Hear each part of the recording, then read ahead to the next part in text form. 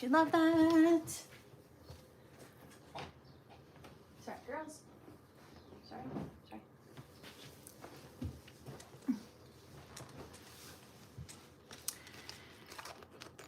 Happy Friday.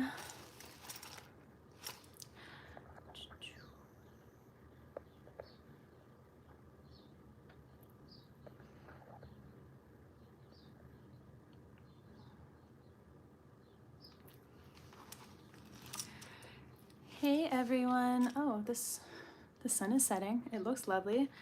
I am getting ready to crochet, so please come in, join. My name is Carolyn and I love to crochet. So I'm going to be working on a hexagon cardigan. And it is just a beautiful Friday evening, so I thought I would come on here and chat about the week, crochet a little something, and yeah, maybe connect with some people here.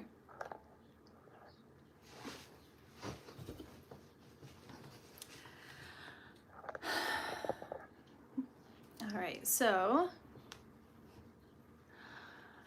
I am working on this hexagon cardigan, and if you put both pieces together, so I've got two panels here, and if you take them both together, it will create a cardigan. And so I have completed both of the panels. It takes maybe 3 days, I guess, to do both of these. And that's not, I mean, it may be, let's see, how many hours did it take? Maybe 10 hours, maybe 10 hours to be able to get this far, to get 2 panels done. Thank you guys so much for joining. My name is Carolyn. I am autistic. I am on the spectrum, AuDHD. I love to crochet because it keeps me sane, and it's a great hobby. If you are autistic or have ADHD, and especially if you have both, this is the perfect hobby, because I can, let me tell you why it is that I love to crochet and why I think it is the best thing, especially if you are on the spectrum. Okay, so this adorable cardigan that I'm making, it's called a hexagon cardigan. You can find the pattern online. It's really not difficult. So you'll notice it is this cluster here. Okay, so this is a granny cluster, and it's 1, 2, 3. Okay, so it's 3 double crochets, and you do that and go around and around and around. And then by the time you fold up your hexagon, you've got, so this is like a sleeve. So if I put this on, I've got that half and this half. So all I have to do now is just seam it down the back. So I will fasten it up on the back side of it. And yeah, got myself a cardigan. So my name is Carolyn. I am, it's Friday night, and I just wanted to work on this project and crochet and chat and see what people were up to and how their week has been. One of the reasons that I especially love to crochet as a person who is on the spectrum is because it gives me the perfect amount of freedom, because I can come up with whatever color combinations that I want and whatever modifications to a pattern, but also, especially with something like this, with a hexagon cardigan, you can just repetitively stitch around and around and around, or do something like a blanket, something that's really simple, and just keep going and not have to think. So it is the perfect craft for the person who wants to be able to have novelty and come up with their own patterns, or a person who wants to be able to have predictability and routine. So that's what I am working on right now.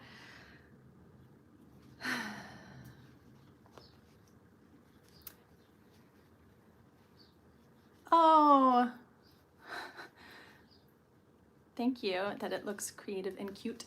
I like it a lot, and I actually have another finished one that I would love to show. My doggie is on it right now, but I will ask her to move. Sachi, please move.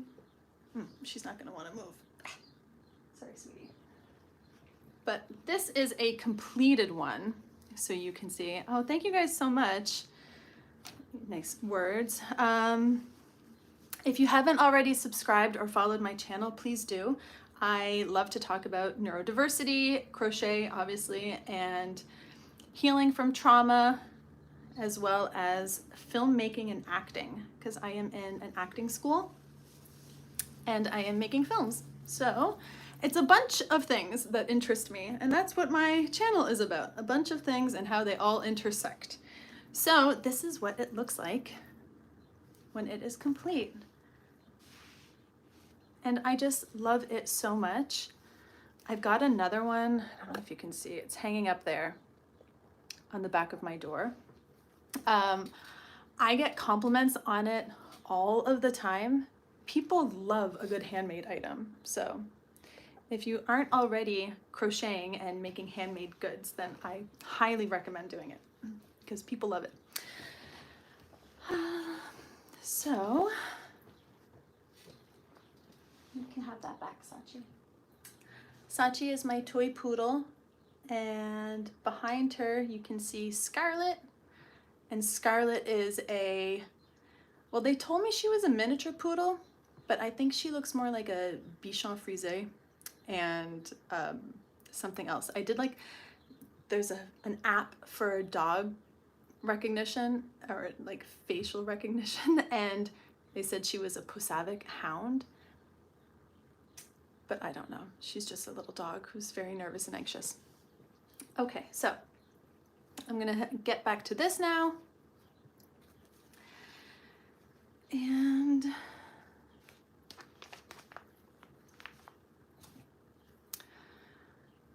so, let's see, I was doing, now this is the tricky part, because now I have to start figuring out how to seam it down the back. So these are the two panels. It's getting really, really sunny in here and hot. So these are the two panels. This is the front of it.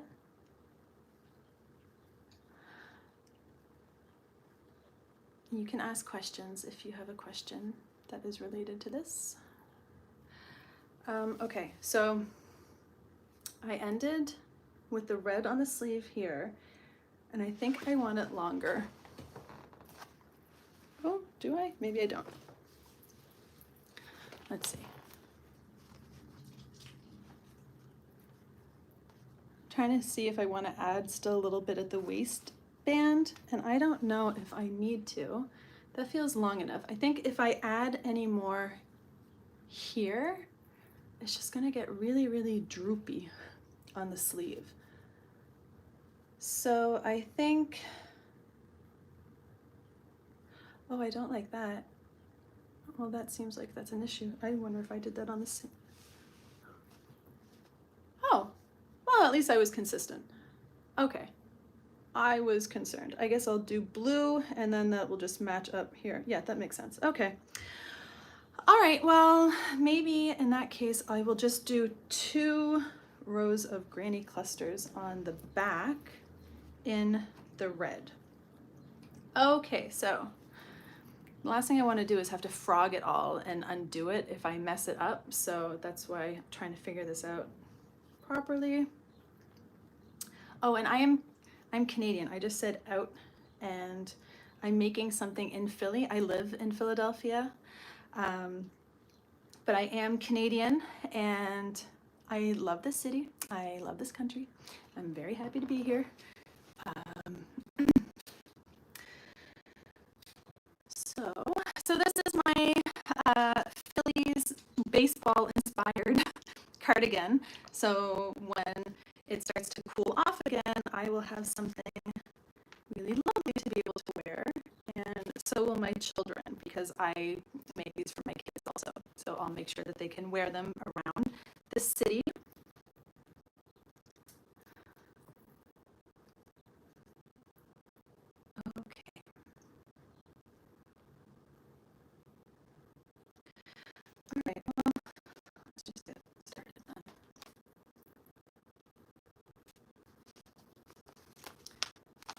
I swear it was kind of meant to be also. When I walked into the craft store and there was yarn in front of me, it was like the first thing that my eyes saw was the blue and the burgundy. And I thought, well, that is a sign that I should be making something for the fillies.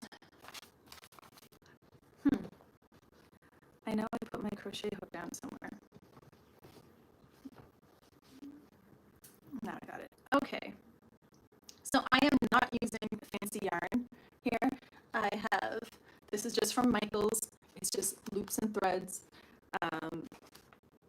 DK weight, I guess. Yeah, it's a medium weight. I'm using a 5mm crochet hook. And this is not only like metal one that I've got, but the kit that I use for all of my crochet is this adorable little kit that I got off of, it's probably on Amazon. And it's got everything that I need, and it keeps me very organized, so I'm very happy to have that. Okay. I don't know why I feel nervous just starting this part here, but okay, so I'm going to put a little slip stitch, no, not a slip stitch, slip knot on my hook. And I am not a professional crocheter at all. In fact, I only just started to do this it was February. So I taught myself very, very quickly. If you're also interested in learning how to crochet, then you can easily go online and find tutorials. I am not a great teacher for stuff like that, so I'm not going to necessarily be teaching anyone how to crochet. I am just going to highly recommend it to anyone who is interested. Okay, so what I'm going to do, well, I can still explain what I'm doing.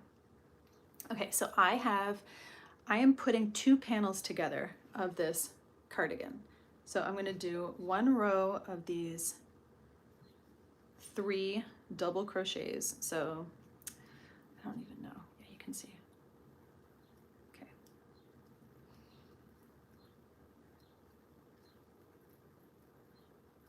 I grew up knitting, and everyone in my family got something knit, but it was all squares and it was all a scarf or a blanket or multiples of all of those. And I guess, you know, when I was knitting, when I was younger, I didn't have the ability to find all of the patterns and all of the inspiration that you can find now. So as soon as I discovered crochet, or I knew it was something that was interesting and that was of interest, but I only actually decided to do it honestly because my acting school, I'm in an acting school. If you're just joining, my name is Carolyn. I am Canadian. I live in Philadelphia. I am autistic. I love to crochet and stay busy and not ruminate while crocheting. So my acting school, the film and acting school that I'm at, one of the things that we do is, well, first of all, it's called Meisner training. And it's all about living truthfully under imaginary circumstances. So everything that we do, it's not about memorizing lines. It's not about learning how to say something in a specific way. It's all about actually behaving truthfully while you're on stage. So it's a lot of listening, and it's playing off of the other person. Because imagine if you were on stage and someone messes up their lines, and if you're not ready for the fact that they've just messed up their lines, what are you going to do now? You're gonna, if all you've been practiced, all the training you've done has been to memorize lines, when someone else messes up, you're not going to know how to work off of that. So the acting school that I go to, where we practice Meisner, it's all about, well, the basics of it are, it's about repetition. So we repeat after each other.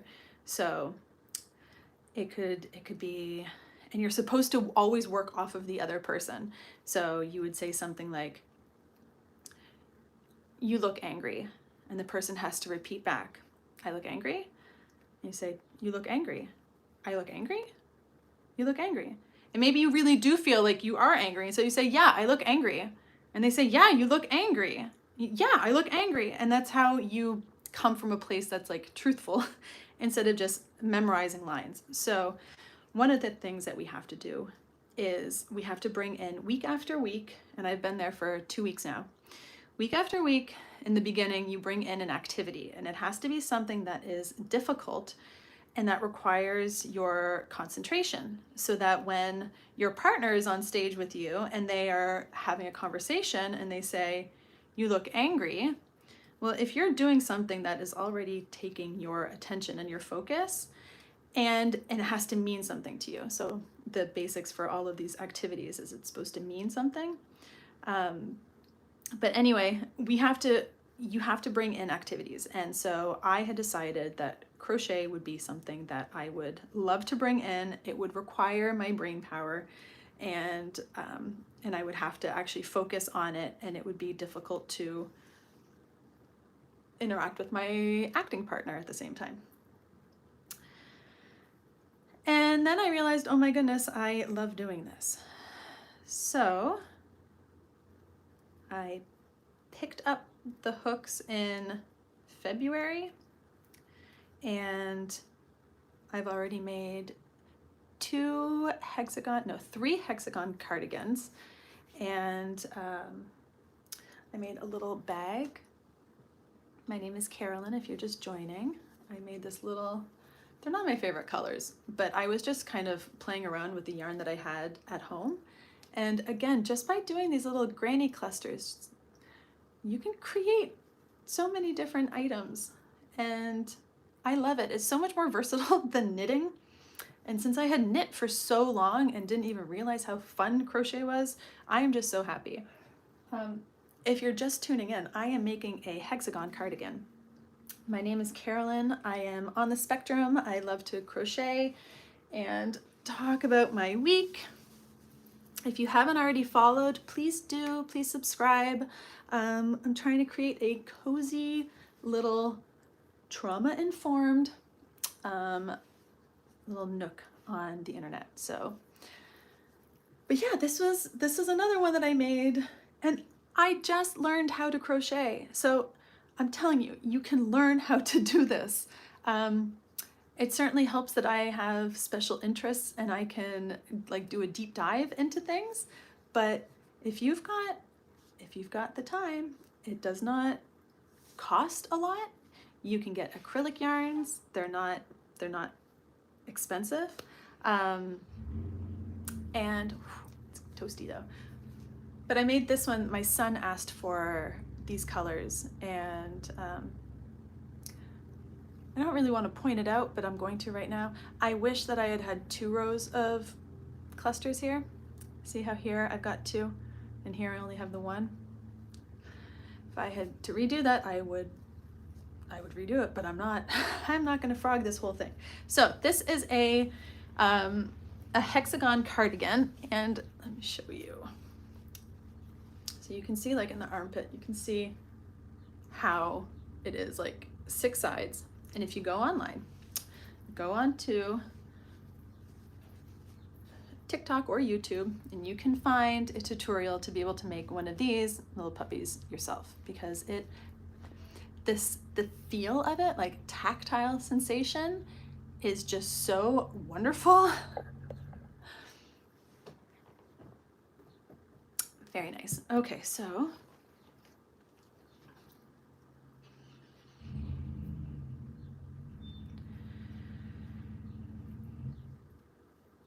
I am about to assemble my cardigan. I'm going to put 2 panels together, and I think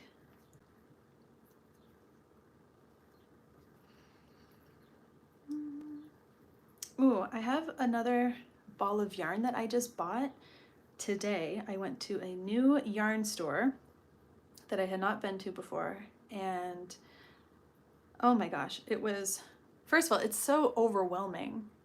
If you've ever been into a yarn store, especially if you are if you are on the spectrum, it can be a little overwhelming. There are so many options, and all the different colors and all the different textures and the different types of yarn. I mean, it's like, it's sensory heaven in many ways, but it can be also very overwhelming. Like, I want to make all of the things, and then I don't know what to actually focus on. So I'll continue this in a second. Okay, I think I'm also never exactly sure how many rows to put extra in the back. Like, so down the seam, so if I take both of these panels, which are hexagon, so it's like 6 sides, and then when you take one of the sides of the hexagon and you fold it together, and you fold that together, then it creates a sleeve. So now I am at the point where I want to attach it, but I just want to attach the backs of it and not the front, so that the front will stay open. And so I do think that maybe it's just too, I think before I've done it where it's been too wide and I put too many rows in the back, like 3 or 4, and I think that's too many. So I'm going to try 2. So I've got this panel and this panel. I'm going to stick them together. Stick them together. I'm going to crochet them together. Dear goodness, do not mess this up. Okay. Okay. So that's the back and that's the back.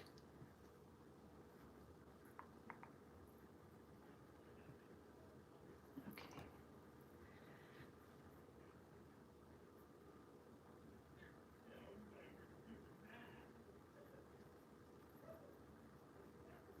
I don't know why this makes me so nervous.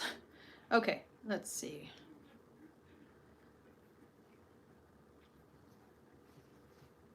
Okay, so I've got both of these together, and 1, 2, 3, let's see.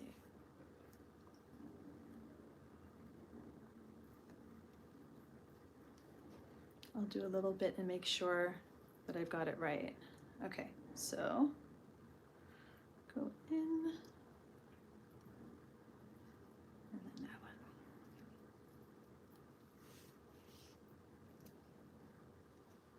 Thank you guys for joining.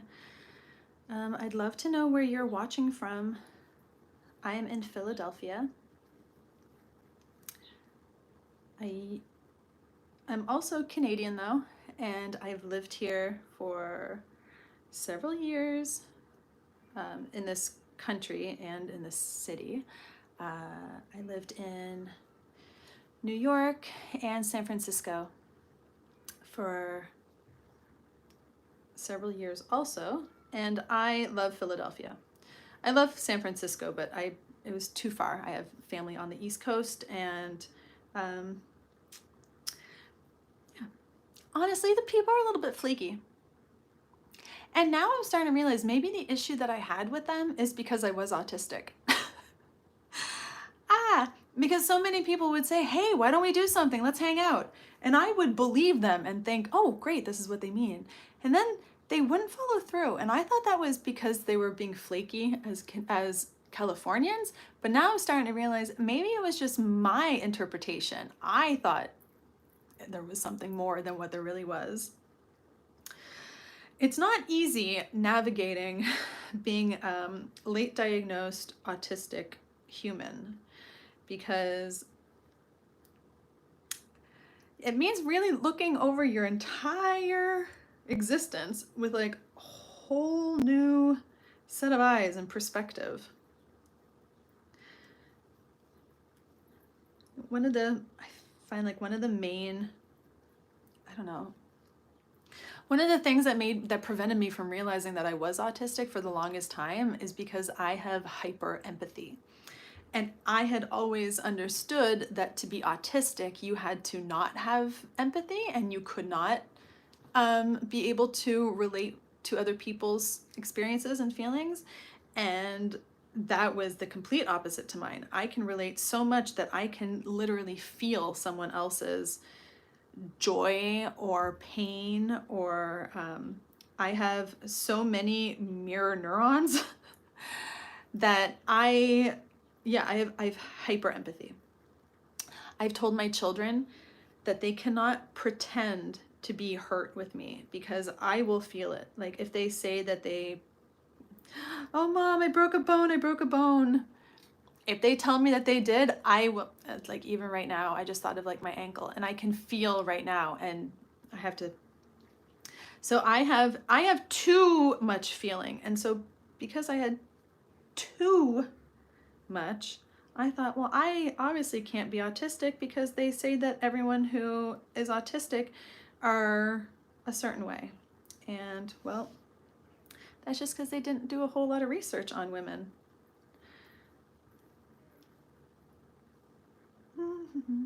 All right, let's see. I'm hoping, okay, I'm just gonna take a look here. And goodness, I hope this works. Okay, so I am now seaming it down the back. I've got both of my panels. They're coming together.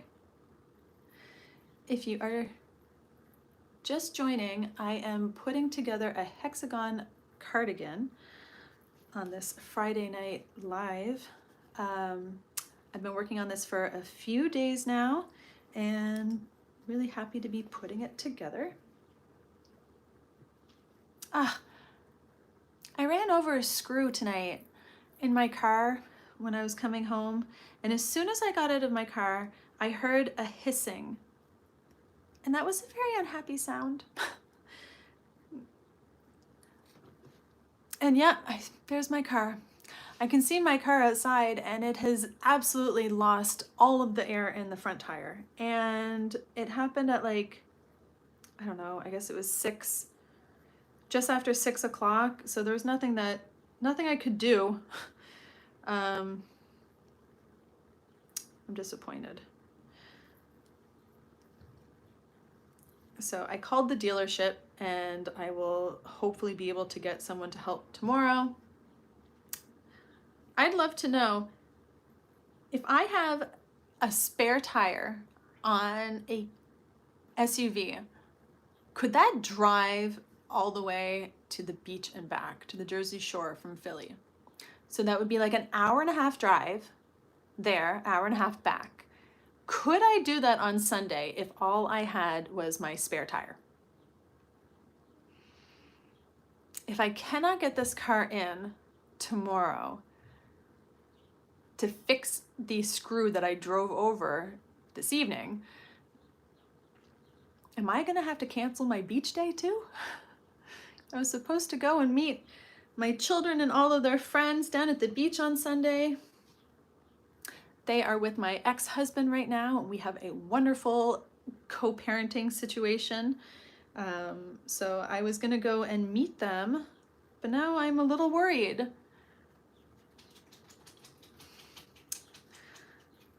Honestly, this is when being autistic kind of sucks the most, is when there's like a unexpected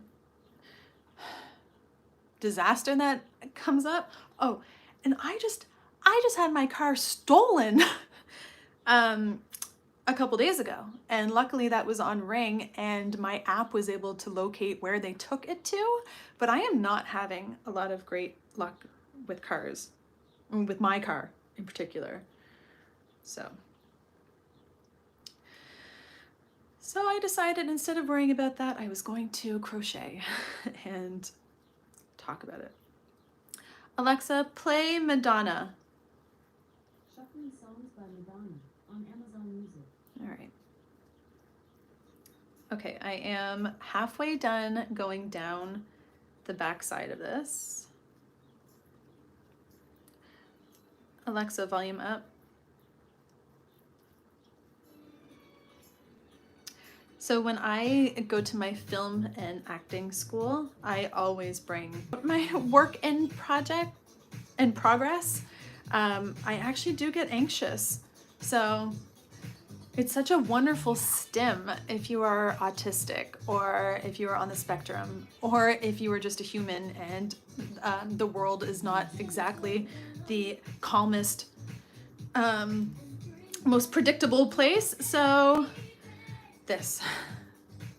And it's not a terribly expensive hobby, because I've had expensive hobbies. I am a photographer. I was doing lighting for films, and the amount of money that I have put into equipment and gear, well, I would have to buy a lot of balls of yarn for it to equal the same. Well, actually, I say that, and I went to an adorable yarn store today, and it might actually only take like 5 skeins or whatever of a beautiful wool to come to the same as a lens for a camera, because some of those yarns are really expensive. I really do. Oh, they say that what you go through makes you stronger and better. What do I say? No, I completely disagree with that. So it has made me wiser, for sure. The stuff that I've been through has made me wiser, but I completely disagree with what doesn't hurt you makes you stronger. It can leave you with a lot of really bad PTSD, really bad coping skills. So no, I absolutely disagree with that. I think there are a lot of people who do not make it. And so what do you say about that? Okay. Oh, and I have had a lot of experience with psychopaths and narcissists. I was raised in families with them. I went to therapy to handle child abuse, and unfortunately found a psychopathic doctor who brainwashed me for 7 years and was likened to Ted Bundy. And I'm still processing a lot of that, and that's actually why I'm at my film and acting school, is because I want to bring this horrific experience that I went through and that a lot of people go through. I want to bring it to other people. I want to bring it to the screen. So it's not even that I want to act. I want to write and produce and direct films. So, okay, so let's see here.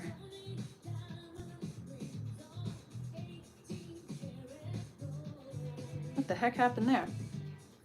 Okay, well, I went on autopilot here, I guess, and I just completely stopped attaching my second panel. All right. It was so much easier, though, to just keep going and not connecting. All right, let's focus here. I've got a lot of thoughts when it comes to healing and trauma awareness. I now work with okay, so when I realized that what was happening with my doctor was really messed up, and I finally asked for help because I was having seizures from the stress. I would lose consciousness. I had terrible memory loss, brain fog. I was about to do it again.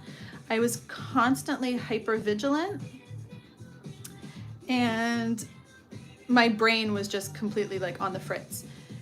And so I reached out to, it was a group on Facebook for CPTSD, which is complex post-traumatic stress disorder. And I said, this is what's been happening with my doctor, and I don't think that it's right, and I think I need help. And they immediately said, you need to report him, and here are some people that you can reach out to. And it was an organization called TELL, and TELL is Therapy Exploitation Live Links. It's at therapyabuse.org. And so I reached out to them, and the first thing that they said, first of all, they believed me, because my doctor had told me over these 7 years that if I ever said anything to anyone, that we would both equally be blamed. And that's absolutely not true. And if you ever hear of anyone else who's been in therapy abuse or experienced anything like this, it is absolutely the doctor's responsibility to maintain professional and ethical boundaries in therapy. It is not the patient's at all. because I revealed things to this man that I never ever would have revealed to anyone else. So in reporting my doctor and in working with these volunteers, reading a lot of books about narcissistic abuse and psychopathy, and actually, I don't know if you'll see this right way, it might be backwards. It's called Psychopathy Free. And this book, I highly, highly recommend it literally to everyone, because I don't think most people understand how many psychopaths there are around us all the time. Like, I honestly think it's about like 10 to 20% of people are narcissistic, psychopathic, sociopathic. They completely lack all goodness that would keep people safe. And now that I've realized that that's what I grew up with, that that's what my doctor was, I very much want to speak out and try to prevent it from happening to other people, because it happens all of the time. Did you know, actually, only 1 out of 10 victims of therapy abuse even reports their abuse? Only one. 9 out of 10 never report a damn thing. And now why is that?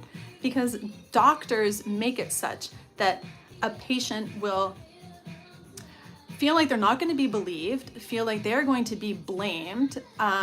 They're so confused, they don't even know what the heck is happening. I mean, it's your psychologist, it's your doctor, it's someone who has such a position of power over you.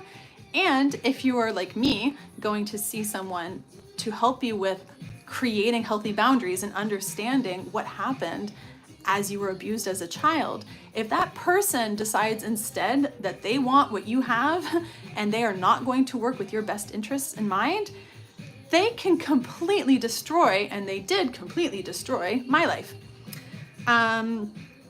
He ruined everything about, he ruined everything. He ruined everything. And in the end, he admitted to being guilty, and he ended up losing 2 of his licenses. Not all of them, because he was not a licensed psychologist when he was my doctor. So they said that they can't take a license back that he didn't have while he was actually my doctor, which I think is BS, because I don't know what I'm allowed to say here. I think that's nonsense, because it would be like a nurse harming their patient and then becoming a doctor and saying, well, we have to take the nursing license away, but no, you're totally fine to practice as a doctor. Go on. It really made me question the entire process.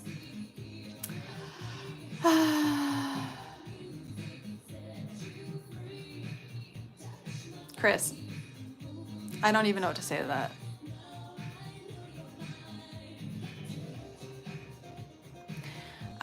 Your ex-girlfriend got physically abusive towards the end, and she said she couldn't help it because of her bipolar and her period. That doesn't even make sense. That's...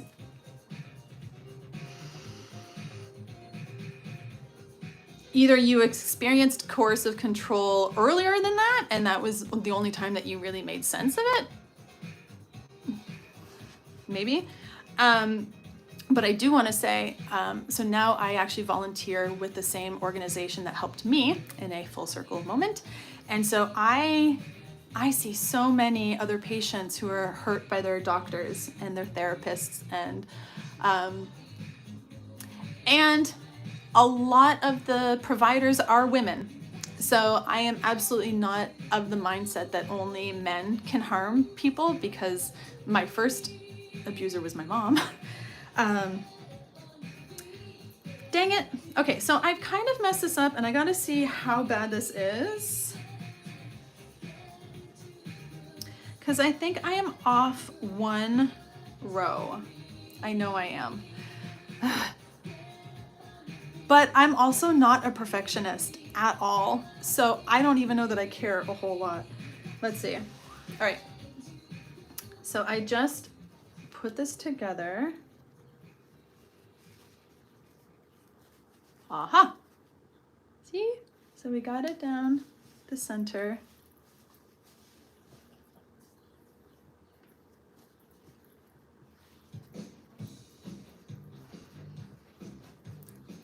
Also, there are a lot of people who are misdiagnosed as being bipolar or borderline personality disorder who are actually dealing with like reactive self-defense and abuse. So there are a lot of women. When I went to go see another doctor after I was healing from my first doctor, they were going to they were talking about borderline personality disorder, and I was like, I'm healing from abuse. I'm healing from psychopathic abuse. My symptoms right now are absolutely attributable to an experience, and it's not my personality. My personality is freaking whimsy and crocheting and little toy poodles and like,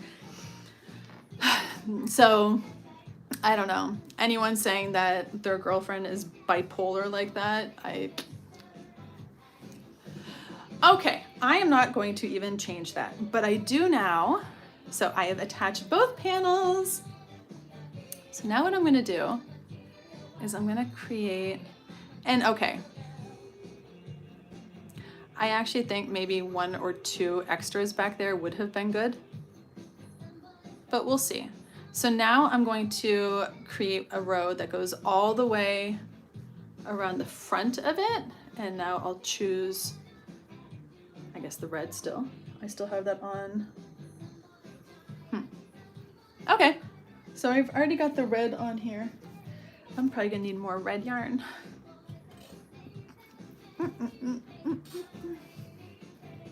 Okay.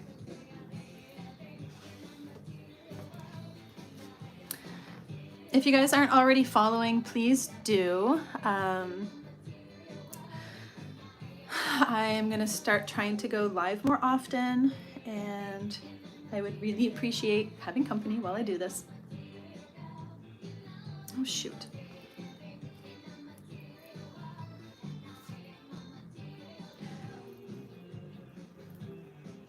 I just accidentally pulled some of it out.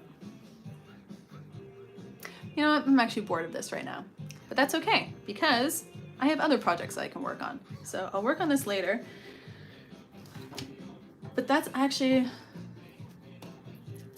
also why I really love crochet, is because you can have a ton of different projects on the go at once. Okay, so what I need to figure out now is what to do with this little ball of yarn that I just got today.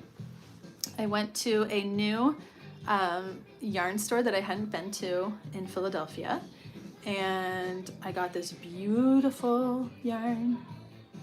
It's so pretty, and I don't know what I want to make with it. It's only 1 skein, so it's not a whole lot. And I was thinking maybe like a mesh crop top or something that I could put on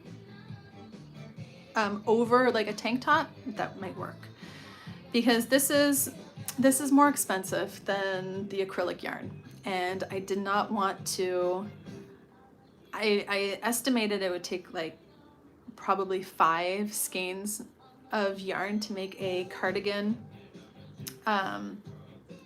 Not necessarily like a hexagon cardigan, but that would be $150 if I made it in this yarn. Like, that is absurd. And I'm sure that this is going to feel lovely when I have it on. Is it gonna feel so much better than acrylic? I don't know. I don't know that it's really worth it. I mean, let's see. This one is acrylic yarn, and it feels amazing, and it was probably six balls of yarn. So what, 6 times, it was like $6, $6 or $7, so like $42 to be able to make 1 sweater versus $150. Well, actually, it would have to be, it'd be $180 if I did 6 of those. So I say, don't be a yarn snob, go for acrylic if that's what you can afford and if that's what your budget allows, because yeah, who cares? Frankly, I'm allergic to wool anyway, and so I find it very scratchy, and I don't mind acrylic. All right, well, this has been wonderful. I'm so happy I got a chance to come on here and can at least assemble it. I still have a lot of work to do, but at least it's assembled, and soon I can start thinking about another project. In the meantime, I'll try to figure out what I want to make with this. But I feel like it's going to be something that I want to wear with my white jeans or with like a white maxi skirt. So it doesn't have to be a large project. All right, thank you guys so much for joining, and I'll see you all soon.